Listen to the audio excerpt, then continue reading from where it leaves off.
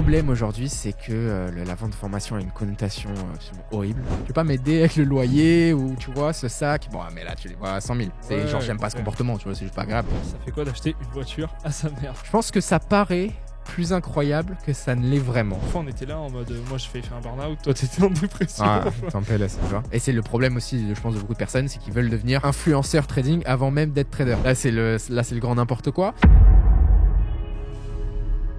Salut à tous, alors on se retrouve dans un format de vidéo différent cette fois. Ce matin, je t'ai mis une story FAQ sur Instagram te demandant de me poser des questions. Et donc on se retrouve aujourd'hui avec Théo. Théo que tu dois connaître des vidéos. Théo qui s'occupe de toute la partie vidéo, montage, en gros tout le back-end de ce que tu vois sur YouTube. Moi je parle, je raconte mes trucs. Et donc Théo a sélectionné plusieurs questions de toute cette FAQ sur Instagram. Moi-même, je n'ai pas lu les questions, donc je vais pouvoir y répondre du tac au tac, sous un format différent, un format un peu plus podcast. C'est un nouvel exercice pour nous. C'est la première fois qu'on fait ça. Ouais. Donc c'est parti. Alors déjà là, pour un peu de contexte, on est dans la vieille ville de Panama, juste devant les nouveaux studios de Théo qui ouvre un studio d'enregistrement vidéo, etc. ici à Panama. Les prochaines vidéos seront à l'intérieur. On aura aussi un nouveau décor pour nous. Non, donc du coup, comme tu... Putain, ça va être dur de se regarder. En fait, on n'est pas sérieux parce qu'on est amis en fait. On est potes avant d'être collaborateurs, donc forcément... Ça Collabo. Ah oui. Seulement collabo. Non, mais du coup, comme tu l'as dit précédemment, je t'ai sélectionné quelques questions. On va commencer par une question qui est assez légère. Donc la première, parce qu'en fait, j'ai remarqué que les questions étaient quand même souvent très techniques. Donc, je vais t'en poser une qui est assez tranquille. La première, c'est combien d'heures travailles-tu par jour en trading seulement ? Si on prend seulement le trading, et c'est ce qui va être le plus répétitif dans mes journées, parce que comme tu sais, mais tout ce qu'il y a autour, ça varie sur plein de choses. Mais le trading, c'est la vraie structure que j'ai dans mes journées et qui ne bouge jamais, qui est indéniable pour moi. Et je travaille au minimum 2h30, 3h. Et on n'est pas vraiment le maximum, mais genre jusqu'à les 5-6 heures. Mais de manière générale, en fait, je trade l'ouverture de la session de New York, comme tu sais. Toujours le matin, donc heure de Panama, 7h du matin. De 7h du matin à 9h45 environ. Ça fait 2h45. Après, petit-déj, je scanne encore quelques trucs. Et puis après, j'ai des alertes tout au long de la journée. Ou alors, s'il y a des événements, des choses. Mais quand il y a un événement, je vais trader 30 minutes, tu vois. Pendant 15 minutes avant, 15 minutes après, plus ou moins. Donc, ça ne me prend pas non plus un temps immense. On parle de 3-4 heures par jour en moyenne. Ouais, c'est ça. Sur la semaine. C'est ça. Ok. Deuxième question, c'est quoi, selon toi, réussir sa vie aujourd'hui ? C'est une question qui est assez compliquée quand même à répondre. Ça dépend de pas mal de Non, de pour critères. moi, réussir sa vie, c'est faire quelque chose dont tu es fier. Premièrement, quelque chose dont tu es fier et qui te stimule, quoi, tu vois, parce que je connais des personnes qui vont réussir financièrement, mais à côté, le mec est misérable, tu vois, le mec ne vit pas une bonne vie. Et puis à l'inverse, des personnes qui... souvent, par exemple, sont fils d'eux, vont avoir une tonne d'argent. Et ces personnes-là vont passer leur vie à claquer, à sortir, à faire des trucs, des machins. D'un point de vue extérieur, la vie de rêve. D'un point de vue intérieur, généralement, ces personnes-là, elles se sentent inférieures parce qu'elles savent très bien qu'elles n'ont jamais rien fait. Ouais, bien sûr. Et, et elles sont fières de rien. Tu vois. Et même si, du coup, ces personnes-là, par exemple, n'ont pas forcément besoin de réussir financièrement, mais réussir dans quelque chose, enfin faire quelque chose duquel tu es fier. Tu vois. Et je pense aussi que ça dépend vraiment des sexes, si c'est plutôt un homme ou une femme, mais je sais en tout cas en tant qu'homme, avoir quelque chose dont tu es fier et que tu as construit et que tu peux genre look back et regarder, se lever le matin parce que tu as trop envie de faire la journée et pas envie d'aller dormir le soir parce que tu as envie de continuer à vivre. Ça pour moi c'est ça. Voilà. Donc toujours dans le thème de la réussite, c'est est-ce qu'être aisé financièrement nous désensibilise face à l'argent ou c'est plutôt le contraire ? Je dirais que ça désensibilise pas et ça serait pas le contraire non plus. Ça va vraiment dépendre des personnes. Ouais. Dans le sens où tu as des personnes, ils ont pas d'argent, ils sont quand même désensibilisés à l'argent. Tu vois, tu leur donnes 1000 balles, il va claquer les 1000 balles. Le gars est désensibilisé. C'est juste qu'il a pas assez pour vraiment faire n'importe quoi. Ouais. Mais si tu lui donnes assez, on va dire qu'il est désensibilisé à l'argent, alors que non, il était pareil avant. Donc non, franchement, je pense que tout le monde est différent. Et en fait, je pense que c'est par palier. C'est par palier dans le sens où si je look back, genre quand j'ai atteint mes premiers 100 000 euros, tu vois, genre d'économiser, j'avais l'impression d'être blindé. Genre dans ma tête, j'étais ultra riche. Le million, du coup, quand tu look back, tu te dis, wow, attends, 100K, en fait, c'était la merde. Mais pourtant, en fait, je me sentais aussi riche quand j'avais 100K que quand j'avais 1 M, parce que les 100K, j'étais pas habitué. Donc c'était nouveau, donc j'ai l'impression d'être riche. Le 1 million, j'avais l'impression d'être riche. Mais en fait, c'était pareil, tu vois, au niveau feeling. Alors que ça n'a rien à voir. Et en fait, juste ta vision des choses change dans le sens où quand tu as 100K, tu te sens riche parce que tu te dis, putain, tu vois, je peux bouger, je peux faire ci, je peux acheter une montre, tu vois, des trucs un peu basiques. Alors que je dirais, tu vois, quand tu passes le million et que tu passes à plusieurs millions, c'est là que tu te rends compte en vrai de la vraie valeur des choses. Et que en fait, genre 1 million ou 2 ou 3, même 4, c'est pas énorme en fait. C'est pas énorme. Et que si tu veux réellement, genre, tu veux faire en sorte que tes parents ils soient vraiment bien jusqu'à la fin de leur vie, si tu calcules pour toute la fin de leur vie, peut-être il leur reste, genre, allez, on sait rien, mais tu vois, on croise les doigts, 30 ans à vivre. 30 ans à vivre, tu vois, il leur faudrait quoi, genre 1,2 million pour 30 ans. Donc ça fait 1,2 million pour la maman, 1,2 million pour le papa, si c'est quelque chose auquel tu aspires. Ça veut dire déjà, tu as 2,4 millions, c'est juste ça. Toi, tu as encore 0. Alors, tu vois, et c'est là qu'en fait, tu vois que le truc de être millionnaire, tu vas pas très loin. Hein. Mais donc, je pense que c'est par palier. Par palier, tu comprends différentes choses. Donc maintenant, on va passer à ce qui est ton métier, le trading. Et on a une question. Te fixes-tu des objectifs mensuels dans ton trading ? Non. Jamais ? Non, jamais. Dans le sens, en fait, où ça te baise émotionnellement parce que tu as un target. Et donc, tu vas potentiellement, je sais pas comment on dit, enfreindre tes propres règles pour pouvoir atteindre ces targets. Ou si tu arrives à la fin du mois, tu n'as pas un task target, tu vas essayer de faire des trucs, etc. Mon conseil vraiment pour tous les traders, ça serait de se focaliser sur le process, essayer de bien trader et les résultats vont venir avec. Mais pas de viser un résultat, sinon en fait tu as le mindset qui shift complètement. Et même moi, quand je regarde mes trades, je regarde très rarement mon profit and loss.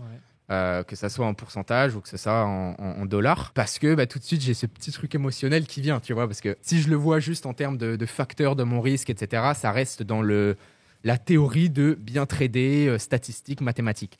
Alors que quand je le regarde vraiment sur le compte et que c'est en dollars, inconsciemment, alors que ça fait presque 10 ans que je fais ça, mais inconsciemment, tu as quand même ce petit truc qui, tu regardes en dollars, tu vois, tu es à moins 8802 euros dollars, tu es là en mode, j'aurais pu faire ça. J'aurais pu faire mon petit séjour à machin chouette. Tu vois. C'est sûr. Chose qu'il ne faut surtout pas. Quoi. Du coup, quand tu as commencé à gérer pas mal d'argent, est-ce que pour toi, ça t'a apporté de la pression supplémentaire, le fait de trader avec beaucoup plus de moyens au final ou pas ? Oui, carrément. Parce que, clairement. Le seul truc, c'est que ça a été une pression qui a été plus bénéfique qu'autre chose. Dans le sens où, au début, évidemment, je n'étais pas forcément habitué. Mais donc, justement, ça m'a fait prendre un step back et en mode, oula, attends, j'ai pas envie de faire de la merde. Tu vois. Alors que, et c'est aussi un petit peu le truc, mais tu vois, les personnes qui veulent tâtonner au trading et qui envoient un billet de 100 € sur leur compte et qui veulent essayer comme ça, ils s'en foutent de l'argent, il n'y a même pas le côté émotionnel, tu peux pas faire un vrai test. Et justement, moi, quand j'ai passé ce cap de, en gros, le risque par trade, c'était des montants qui, pour ma mentalité, ça représentait encore beaucoup, parce que c'est ça en fait, tu vois. Même aujourd'hui, je le dis, mais je pourrais techniquement prendre des risques supérieurs à ce que je ne le fais, et donc potentiellement décupler mes performances, potentiellement gagner encore plus en trading. C'est pas forcément ce qui t'intéresse, quoi. En fait, le truc, c'est que émotionnellement, je sais que c'est quelque chose qui me pèserait beaucoup plus à l'heure d'aujourd'hui. Peut-être dans 3 ans, je vais complètement m'en foutre. Mais aujourd'hui, tu vois, si en un seul trade, je perds 80 000 €, oui, je peux le faire, ça me ferait chier. Ça me ferait chier dans le sens où une perte, ça va, je m'en prends 4 à la suite. Pas la même. Tu vois, c'est pas la même, c'est des petites choses, mais donc non, je dirais que le cap où j'ai commencé à avoir quelque chose d'important sous gestion, ça m'a juste professionnalisé en fait, plus qu'autre chose, à le faire dans la bonne mesure de ce que ton cerveau est capable de comprendre en termes de monétaire, tu vois. Donc pression positive. Ouais. Donc du coup, maintenant, on va reprendre un petit peu ton parcours, tes études, etc. Tu nous as dit que tu étais dans une université en Angleterre. Combien de temps tu es resté dans cette université ? Est-ce que ça t'a aidé dans ta vision du trading et à te développer, à te dire c'est dans telle voie que je veux aller ou dans une autre ? Alors, avant même d'aller à l'université, j'avais pu faire des cursus donc en université, toujours à Londres. Toujours dans ce domaine de la finance, parce que comme tu sais, mais depuis l'école, c'est le truc qui m'a toujours intéressé. Donc à partir du moment où je suis allé à l'université, il faut savoir que je n'avais pas envie d'y aller à l'université. J'avais pas envie d'y aller parce que à l'époque, donc au lycée, je tradais déjà, tu le sais aussi, je tradais déjà, et donc je voyais pas trop l'intérêt, parce que dans ma tête, en fait, tu vois, j'avais faim, je voyais tout ce qui était possible, et je me disais, putain, mais je peux faire des dingueries, donc d'un côté, l'université, why not? Parce que je voulais potentiellement aller travailler en institution. Je me suis dit, l'université, why not? Le seul truc, c'est que l'université en Angleterre, c'est cher. C'est 10 000 balles l'année, en gros, quand tu es européen. T'as des prix différents entre... Ouais, les Chinois, ils payaient genre 80 000 balles l'année.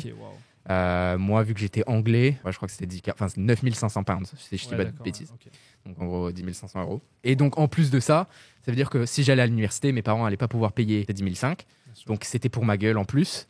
Tu fais 3 ans juste pour avoir le bachelor. Donc ça veut dire que je paye 30 000 balles direct. Ça fait un peu chier. Je savais pas trop. Je me suis dit, bon, tu sais quoi, je peux pas juger quelque chose que je ne connais pas. Je vais y aller pour voir si c'est justement plein d'autres personnes passionnées de finance, etc. De par les quelques cursus que j'ai pu faire universitaires avant même d'aller à l'université, donc pendant les années lycée, j'avais pu rencontrer pas mal de personnes qui travaillaient en institution à Londres. Et je me suis dit, en même temps, avoir cette première année d'université à Londres, ça me permettra de voir toutes ces personnes et essayer de trouver un truc pour sortir de cette université, parce qu'au début, j'étais pas trop chaud. Je suis arrivé à l'université en pensant, non, au final, je pense que c'est une bonne idée et tout. Justement, il y a plein d'autres, parce que je suis allé étudier finance, du coup, il y a plein d'autres personnes qui vont être passionnées par la finance. Et moi, à ce moment-là, j'avais déjà beaucoup de connaissances, surtout de par des livres, de par des trucs un peu plus chiants. Je suis arrivé, pas du tout. Toutes les autres personnes, c'était des fils de blindés, genre des fils de Qataris, des fils de Chinois. Ouais, malheureusement. Voilà, il n'y avait que ça, parce que tu vois, ça fait partie des tops écoles. C'était pas des passionnés, quoi. Non, c'était pas des passionnés. Donc soit ça, soit des mecs qui étaient juste là en mode oui, finance, parce que c'est là où ça gagne. Ouais, vraiment pas de réelles personnes qui étaient ultra intéressées par du tout. Fait de et donc à partir de là, en fait, c'est le moment où j'ai fait jouer justement tous les quelques contacts que j'avais pu avoir à Londres pour essayer de trouver quelque chose, un genre de stage ou quelque chose. Et donc, de là, j'ai pu trouver un stage justement dans une institution financière, donc dans un fonds d'investissement chinois, qui, du coup, après ma première année d'université, pendant laquelle j'étais en stage, en gros internship chez eux, j'étais le premier mec dans le fond le matin, le dernier à partir. Je skippais les cours parce que ça me faisait chier, donc j'y étais. Et j'étais évidemment payé le moins, tu vois, parce qu'un internship, t'es pas en full time. Donc après la première année, je leur ai dit que l'université, ça me faisait clairement chier, dans le sens où j'apprenais rien. J'avais des bonnes notes, franchement, à l'université. Toi, tu me connais du lycée, ça allait, mais franchement, à l'université, j'étais bon. Juste chiant à mourir. Aucune envie. Non, chiant à mourir. Et du coup, après la première année, on m'a offert un full-time dans ce fonds d'investissement. Tu vois. Donc pour moi, c'était le truc incroyable en plus, parce que, comme tu sais, ma mère est prof. Et ma sœur a fait des grandes études, etc. Donc, pour moi, d'arrêter l'université ou de ne pas y aller, encore pire, c'était impensable. Et donc, pour moi, après la première année d'université, pouvoir dire à ma mère, je veux arrêter l'université, mais on m'offre un emploi full-time dans un fonds d'investissement / hedge fund. Bon, là, tout de suite, ça règle le problème. Et elle était OK. Et je pouvais, moi, continuer aussi mes trucs. T'as demandé la permission à ta mère, en gros? J'ai pas demandé la permission à ma mère, mais t'as capté. Ouais, logique. Donc ça. Logique. Et tout de suite, là, la pilule est bien mieux passée, tu vois. Elle était en mode, OK, make sense, tu vois. Genre, c'est plus concret, parce que quand je faisais que mes trucs tout seul... on comprend pas trop, au final. Tu comprends pas trop. Et 2, j'étais pas là à lui montrer des chiffres non plus, tu vois. Donc ouais, voilà. Je pense qu'on fera une vidéo sur mon parcours complet. De ouf. C'est quand même un petit peu en préparation dans nos têtes. On est en train de réfléchir plus ou moins à ça. Donc... Mais bon, non, ça c'est en teaser. Mais du coup, techniquement, j'ai fait 1 an. Après, j'ai drop out. Ok. Je fais 1 an. Après, j'ai drop out. Et meilleure décision que j'ai pu faire aussi. de drop out. Ok, je vais te poser une question ultra sérieuse. Qu'est-ce que tu penses de la situation économique actuelle? La vraie question, c'est est-ce que tu poses cette question-là par rapport à la valorisation des assets, donc d'un point de vue investissement, ou vraiment juste d'un point de vue économique? Parce que juste d'un point de vue économique, si tu écoutes les médias, c'est tout le temps la crise. Maintenant, en pratique, 2023, on a fait, si je dis pas de bêtises, 26% ou 23% sur le S&P 500. pour un moment de crise, de récession, de tout le monde crie c'est la guerre en Ukraine, c'est la guerre là, c'est la guerre ci. Ça va quand même comme performance. Oui, ça devrait aller. Là, on vient de passer des all-time high sur le S&P. Donc, pareil, les 500 plus grosses sociétés américaines. Donc, il y a une grosse divergence entre l'économie et la valeur des investissements. Et pourquoi est-ce qu'on a cette divergence ? C'est parce que les investissements, on dit qu'ils sont toujours forward-looking.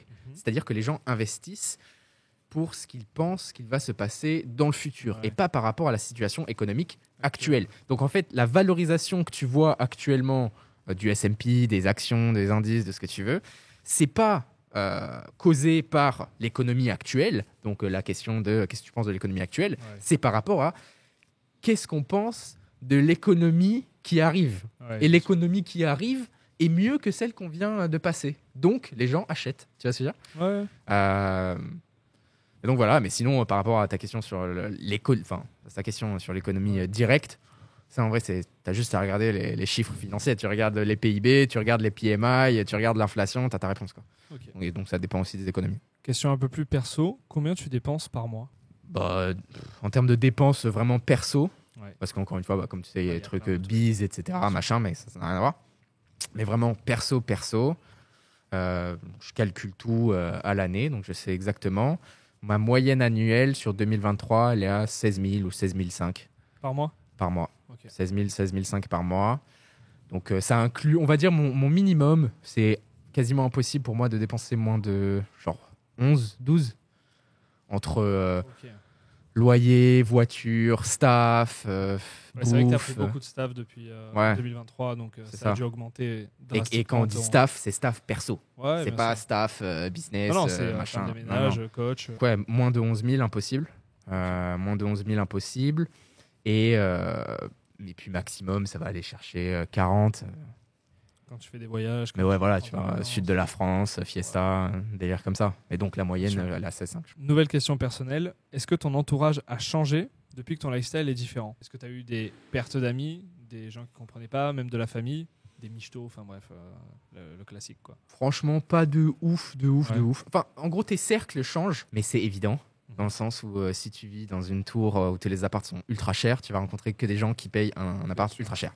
Tu as des délires comme ça. Donc évidemment, ton cercle change. Le truc de michto, franchement, en fait, le truc, c'est que tu les vois venir dans le sens où, pour moi, une meuf qui est partiellement intéressée dans ton argent, non, je vois même pas ça comme une michto. Genre, à sa place, je ferais pareil. Évidemment, dans le sens où tu as un mec A qui est 70% beau gosse, 70% sympa, enfin voilà, tout en mode 70%, et le mec, il a pas une thune. C'est-à-dire, le mec, c'est la galère, il n'y a pas de voyage, c'est nourriture à la maison, des pâtes, du jambon, un truc de merde, enfin voilà. Et le mec B, qui a pareil, tout à 70%, sauf que le mec, il est pété de thunes, qui dit chef à la maison, il y a petit déjeuner au lit, qui dit voyage en business class, qui dit voiture, qui dit machin, qui dit... Bah, évidemment, elle va choisir ce gars-là, tu vois. Elle va choisir ce gars-là. Ça veut pas dire que c'est une michto, c'est juste que, évidemment, en tant que gars, c'est pareil. Et en tant que gars, nous, c'est plutôt l'aspect physique. Mais tu vois, si la meuf, elle était c'était une grande brûlée, si on est honnête, évidemment qu'elle va baisser, tu vois. Si t'es full amoureux, etc., tu peux rester avec. Mais ce que je veux dire par là, c'est qu'on est aussi intéressé, tu vois. Donc, je le vois pas du tout comme michto. Après, t'en as qui vont être plus ouvertes et te dire ah bébé et tout, tu veux pas m'aider avec le loyer ou tu vois ce sac. Bon, mais là tu les vois à 100 000. C'est genre j'aime pas ce comportement, tu vois, c'est juste pas agréable. Donc là dans ce cas non. Ouais, t'en as eu affaire déjà. Oui, carrément. Mec, t'en as, elle se gêne pas, hein, putain. T'en as qui se gênent vraiment pas. Mais bon, c'est pareil, tu vois. Tu mets directement un stop, tu vois. Ça fait partie du jeu aussi. Voilà. Mais ça, je pense que ça vient aussi du fait que genre mon argent, je l'ai gagné. Et j'y tiens quand même, tu vois, je suis pas un fou, je suis pas n'importe quoi. C'est d'ailleurs Julien Graham, aujourd'hui dans sa story privée, je sais pas si t'es dedans. Voilà, la story privée. Qu'est-ce qu'il disait déjà C'était quoi ? C'était l'image d'un footballeur, je sais pas quoi. Ouais, voilà, exactement. À Marbella. Qu'un footballeur à Marbella, il va tout payer pour une meuf, le jet, le machin, le truc, il va payer pour sa copine, machin chouette. Ouais. Parce que le gars, il est jeune, il a de la thune qui tombe tous les mois, il sait que plus tard, normalement, il devrait gagner encore plus. Donc il spend de ouf, qui spend tout maintenant, il s'en fout, tu vois. Alors que moi je suis pas du tout dans cette optique de spend tout ce que je dépense, au contraire, tu vois, on en a parlé. Ouais. Mais au contraire, donc je vais pas faire ces moves de con, tu vois. Ces moves de la meuf elle me demande de payer son loyer, j'ai payé son loyer, tu vois. Non. Mais après faire profiter, bien sûr, dans le sens où moi ça me fait plaisir aussi, tu vois. Donc ouais ça, et puis sinon en termes termes d'amis, bah, toi aussi, tu connais bien mes cercles d'avant. Complet. Avec Théo, on est amis depuis très longtemps. Maintenant, il habite à Panama, donc là, ça n'a pas changé non plus. Non, franchement, du moment que tu vois, t'es pas bizarre, que ça te monte pas à la tête et que toi-même, tu changes pas en mode gars bizarre, bien sûr. Il n'y a pas de raison. Donc maintenant, on va parler un petit peu expatriation. Il y a eu plusieurs questions à ce sujet, dont une qui est qu'est-ce que tu pourrais conseiller comme expatriation qui serait similaire à Panama? Si je dis pas de bêtises, le Paraguay. Mais il y a le Paraguay, je pense que c'est quand même un peu moins développé Paraguay, quoi. Similaire, non, franchement. Après aussi, ça dépend expatriation. Qu'est-ce qui t'intéresse au Panama, tu vois? Est-ce que c'est le côté la ville? Est-ce que c'est les latinas? Est-ce que c'est les banques? Est-ce que c'est la fiscalité? Ouais, non, question incomplète. Ok. Question suivante. Comment ça se passe niveau administratif à Panama? Je sais pas, c'est mon avocat qui le fait. Ici, tu fais rien. Tu fais rien, tu payes les gens, ils font tout. Ouais. Donc j'ai aucune idée. Okay. J'ai aucune idée, il fait à ma place. Du coup, est-ce qu'un jour, tu comptes déménager de Panama?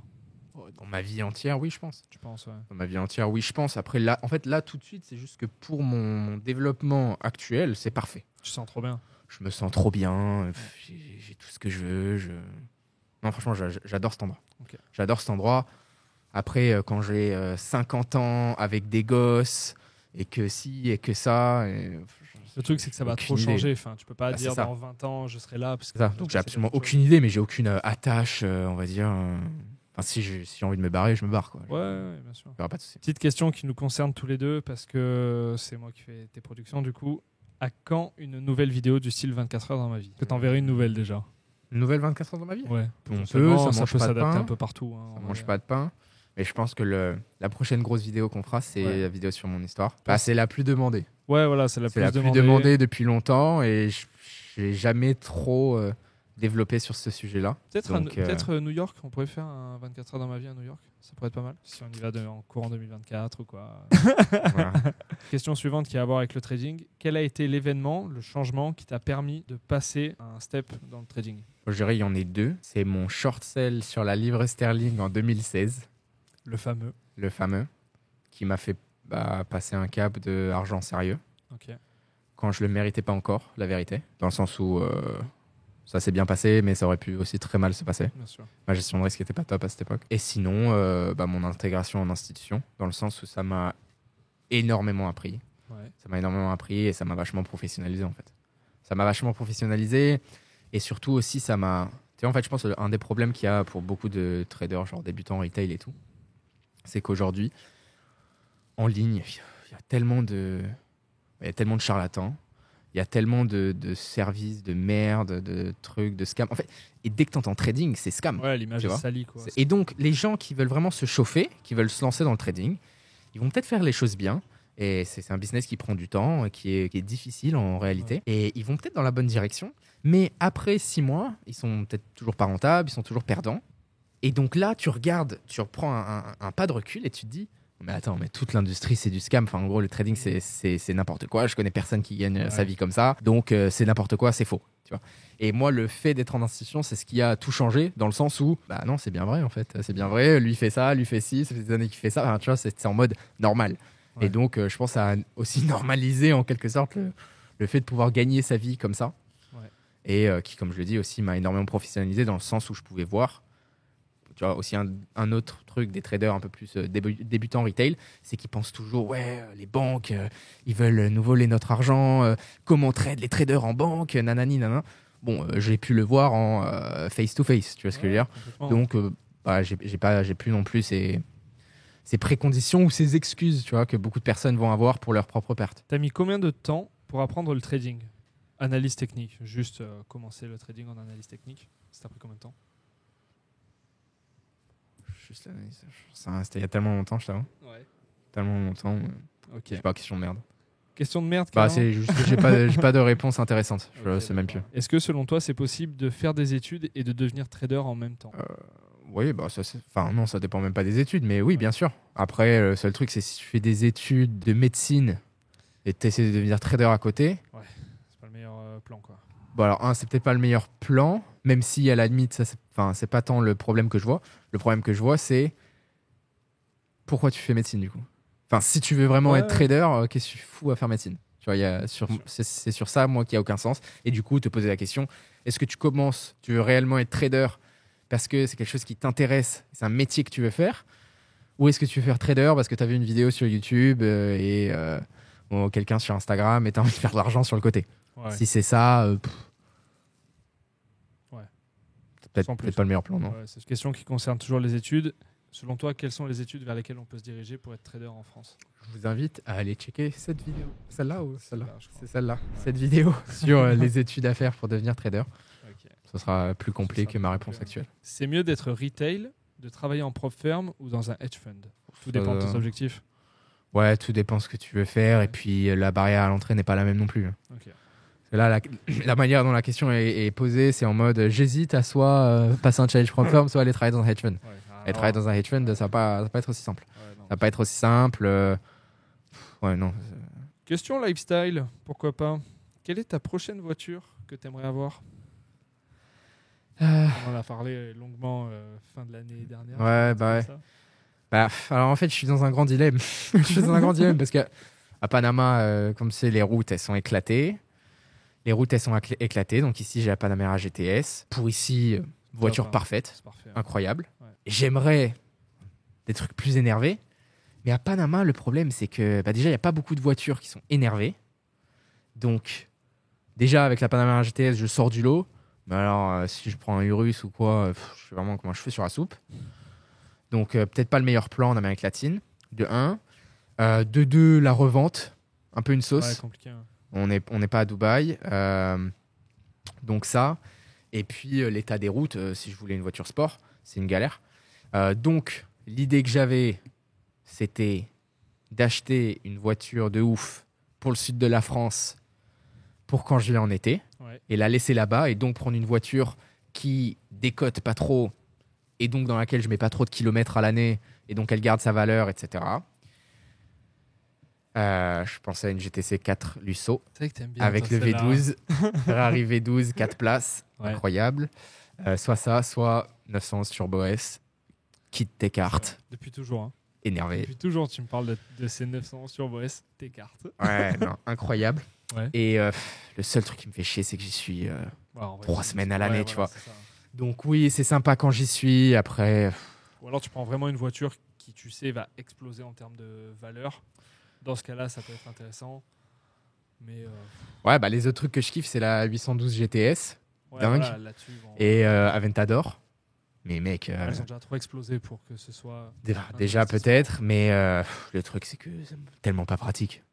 Ah oui, quand je suis dans le sud de la France à faire des voyages de 2 heures là en Aventador. En vrai, c'était un enfer. Enfin, c'est énorme, c'est trop cool, c'est une super voiture. C'est incroyable. Mais après 15 minutes de route, t'en peux plus. Donc aller te faire des Monaco, Marseille en Aventador, enfin, ça va pas quoi. Puis Marseille en Aventador, vaut mieux éviter. Mais ouais, donc non, je kifferais trop, mais ouais, donc ça me fait un peu chier de mettre un gros billet en France. En fait, encore une fois, ce qui me fait chier, c'est le coût d'opportunité. C'est que cette somme, donc aller mettre 300 000, 350 000 dans une caisse qui reste en France et qui dort, cette même somme mise ailleurs va me rapporter pas mal, tu vois. Je te donne un exemple, mais 300K à l'année, tu fais du 12% à l'année dessus, ça veut dire que ça me ramène quand même 3000 par mois. Tu vois. Est-ce que je préfère avoir 3000 euros par mois à vie? Je sais la question. Je préfère avoir 3000 euros par mois à vie ou cette caisse qui m'attend en France quand j'y vais? Quand tu rentres, à mon avis, il y aura une bonne révision à faire. Ouais, voilà, que des galères. Ça, encore une fois, on ignore la maintenance. Ouais, c'est ça, il y a beaucoup de choses qui rentrent en compte. Donc voilà, ça me fait juste chier de parquer de l'argent là-bas pour rien. Logique. Et voilà, et puis à Panama, comme j'ai expliqué la situation. Ouais, à la limite. Voilà, donc juste. Un 4x4, un truc un peu. Ouais, j'en parlais avec Julien cet été. Mais c'est lui qui me disait justement de prendre un truc en Europe parce qu'à Panama, c'est vrai qu'il n'y a aucun intérêt, tu vois. Après, en vrai, la Panamera, elle est parfaite. C'est ça, la Panamera, elle est parfaite. Et je me dis, autant continuer à faire ce que je fais, mes trucs d'investissement et tout qui me font kiffer. En vrai, là, une nouvelle voiture, pourquoi, tu vois, pour impressionner, ça rien. Ouais. Donc actuellement, non. Maintenant, si demain j'allais déménager et tout, why not? Ouais. La première grosse vidéo qu'on a fait cette année, c'était le fait que tu aies acheté une voiture à ta mère. Ouais. Et on a une question, ça fait quoi d'acheter une voiture à sa mère? Je pense que ça paraît plus incroyable que ça ne l'est vraiment. Dans le sens où, quand tu peux te permettre de le faire, en fait, tu as déjà accompli tellement de trucs en back-end que... t'as vu, on était ensemble quand on l'a acheté, machin et tout. C'est tellement le rush, il y a tellement de trucs à faire que... je m'en foutais, mais genre... Alors, on l'a acheté le soir même, on a mangé au restaurant, on n'a pas une seconde parlé de la Tesla, quoi. C'est vrai.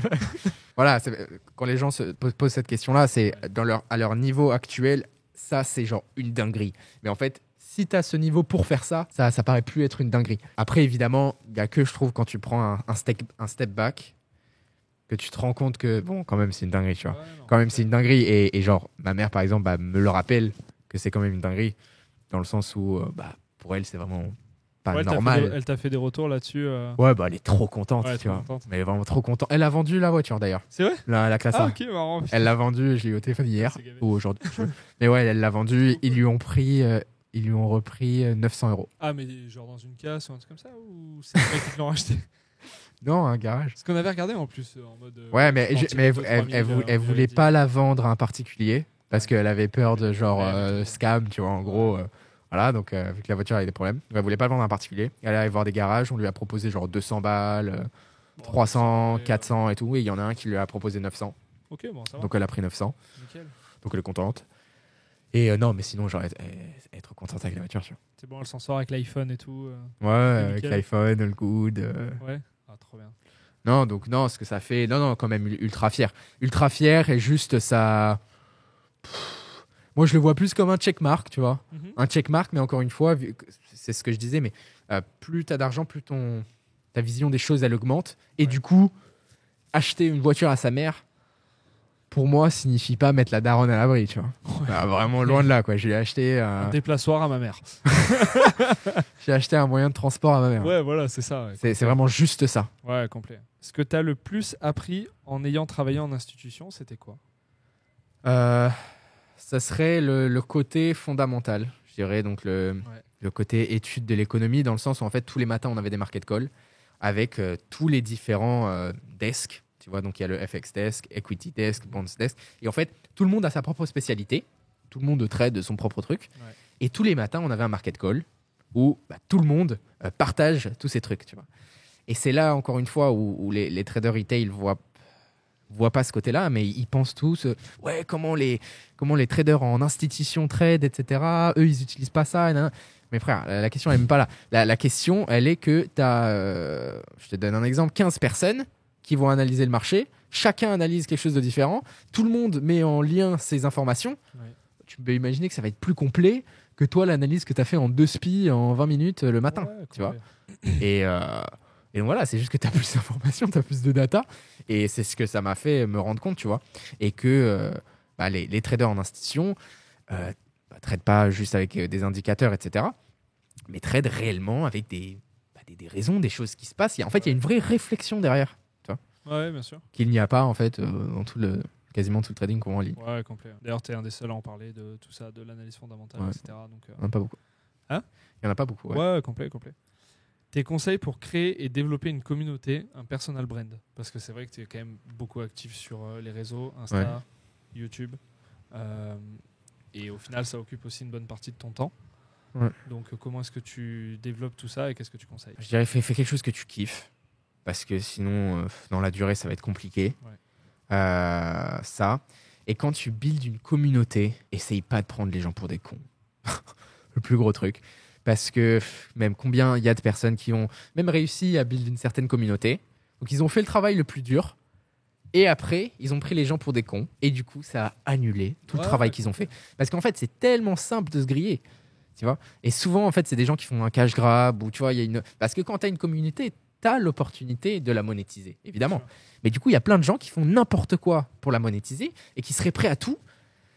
Et c'est vraiment double-edged sword parce que, alors, ouais, tu peux prendre un billet à court terme, mais la commu que tu as build, pour moi, a tellement plus de valeur, et même pas juste une valeur monétaire, mais une valeur personnelle, tu vois, de ce que ça peut réellement t'apporter, que les gens ne voient pas forcément. Donc, mon conseil pour créer une communauté qui est solide, c'est de faire les choses bien et que les gens puissent en fait parler de toi. Genre, moi, dans ma format, la plupart des personnes qui rejoignent ma format, c'est par bouche à oreille. C'est pas parce qu'ils ont vu un Reels de moi. Tu vois. D'ailleurs, fun fact, mes Reels, ils ne marchent pas. C'est vrai que ça fait 2 mois qu'on a lancé ça. Non. Mais non, souvent, c'est par bouche à oreille. Ouais. Et voilà, je suis fier de ce que je fais. Il y a une réputation derrière, tu vois. Il y a une réputation derrière. Et c'est pour ça aussi que ça fait si longtemps que j'ai quelque chose qui est stable, sans qu'il y ait eu des dingueries et qui soit sorti, tu vois. Ton avis sur le monk mode? Il y en a beaucoup. Ouais. Monk mode. Alors, avis qui va pas être populaire, mais j'aime pas ça. En fait, je pense que tout le monde est différent. Ouais. Tout le monde est différent. Il y en a pour qui ça peut marcher. Et je pense surtout si t'es à tes débuts, tu vois. Si t'es à tes débuts, t'as encore rien accompli, etc. Et que t'es vraiment au fond du trou. Bah, de toute façon, si tu fais pas un monk mode, t'as rien d'autre à faire. Donc fais ton monk mode. De toute façon, t'as rien d'autre à faire. Donc fais-le. Mais pour moi, je sais que c'est quelque chose qui marche pas trop, tu vois. Qui marche pas trop dans le sens où Ouais, voilà. Et je préfère avoir juste une bonne balance dans ma vie. Et c'est comme ça que je suis réellement heureux, tu vois. Quand, à la fin d'une journée, je suis content parce que j'ai taffé. Donc, je me suis senti utile. J'ai avancé sur mes objectifs. En même temps, j'ai eu un bon déjeuner avec des potes. J'ai bien rigolé. Ouais. En même temps, j'ai vu une copine l'après-midi. Je me suis bien reposé, machin. Ça. J'ai fait une séance de sport. Ouais. J'ai fait tous mes trucs. À la fin de la journée, je me dis putain, c'était quand même incroyable. Tu vois. Alors que si j'ai fait que taffer, fin de la journée, je suis misérable. On l'a quand même fait en 2023. Ouais, bien sûr, quand c'est nécessaire. Mais de là à dire que je kiffe. 3 mois, par exemple, focus ensemble. Ouais. On était en quelque sorte en monk mode un peu.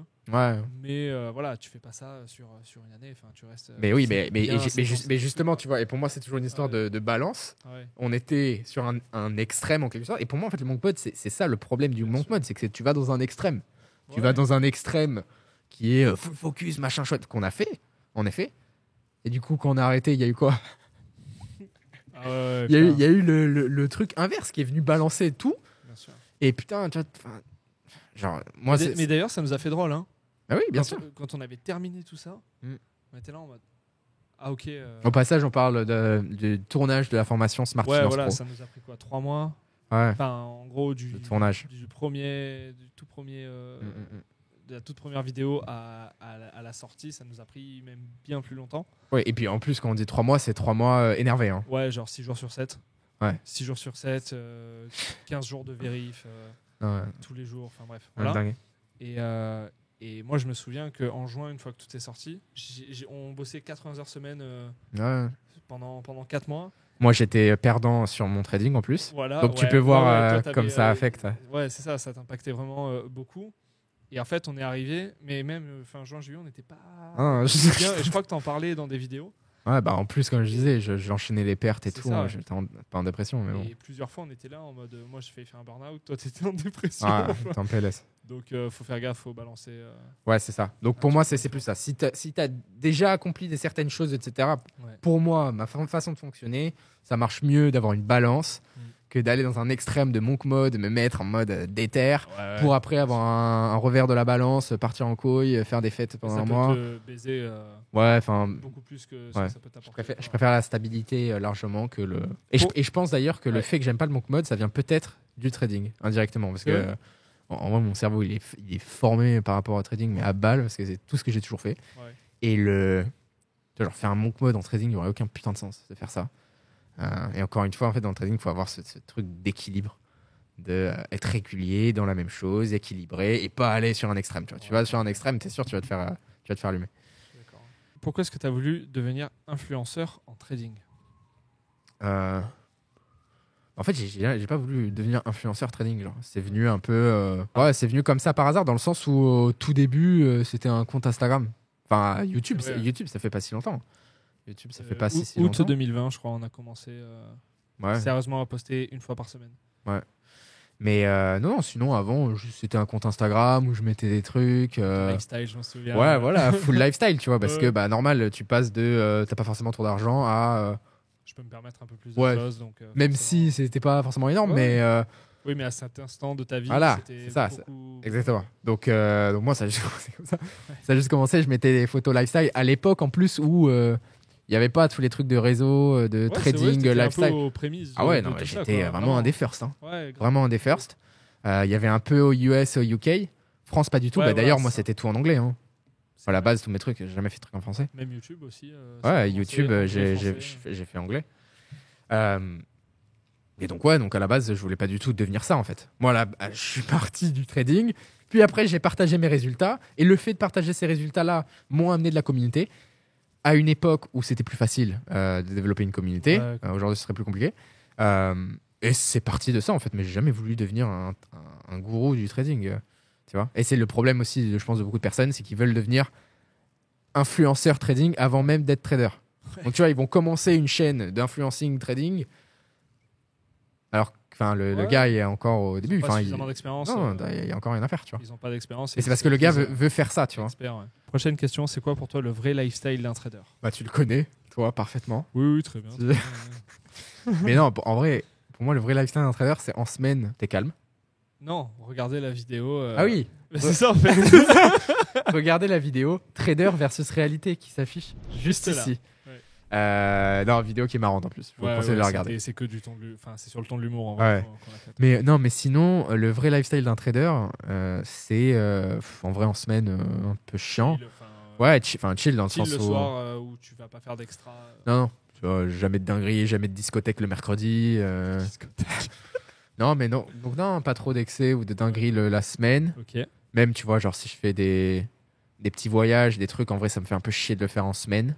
Parce que du coup, après, je traite de mon ordre, c'est un peu chiant. Donc non, en semaine, en vrai, je suis à la maison tout le temps, H24. Comme tu sais, je sors jamais. Ouais, c'est vrai. En général, je viens toquer chez toi, t'es toujours là. Donc ça. Et puis après, le week-end, là, du coup, c'est tout l'inverse. C'est roue libre. Guerre.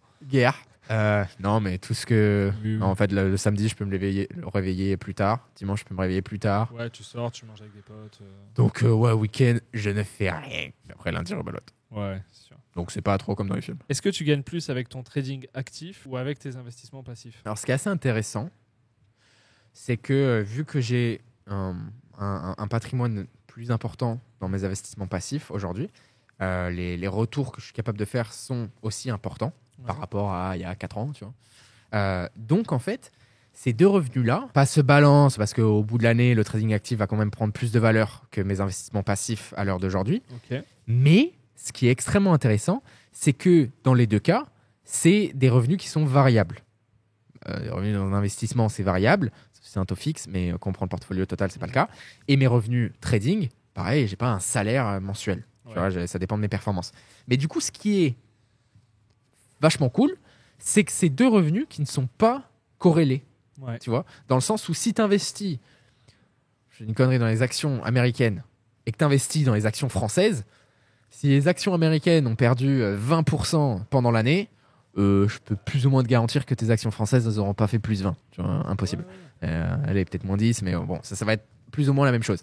Alors que dans ma situation, donc un trading actif sur le marché FX et mes investissements passifs qui n'ont donc aucune corrélation les uns avec les autres, et ben en fait, je peux me retrouver à avoir des mois qui sont perdants en trading, qui est complètement le cas. Je partage toutes mes performances, etc. Parfois, j'ai des mois en négatif.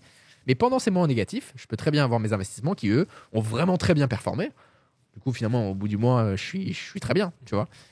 Mais c'est le truc qui est, je trouve, ultra intéressant aujourd'hui, que je n'avais pas forcément avant. C'est que maintenant, le poids, le volume de mes investissements passifs ont pris une telle importance que finalement, ça me donne deux sources de revenus qui sont complètement décorrélées l'une de l'autre. Donc voilà, à l'année, je dirais quand même, je gagne plus en trading actif que mes investissements passifs. Mais hors trading, mais que penses-tu de l'avenir en France ? L'avenir en France, pays magnifique, plus beau pays du monde. Ouais, clairement. Moi, c'est juste le côté gouvernement, la direction que ça prend, très gauche. Faut dire ce qu'il est, je trouve. Clairement. Très gauche, ça correspond pas particulièrement à mes valeurs, etc. Parce que ça veut dire que je vais aller cracher dessus.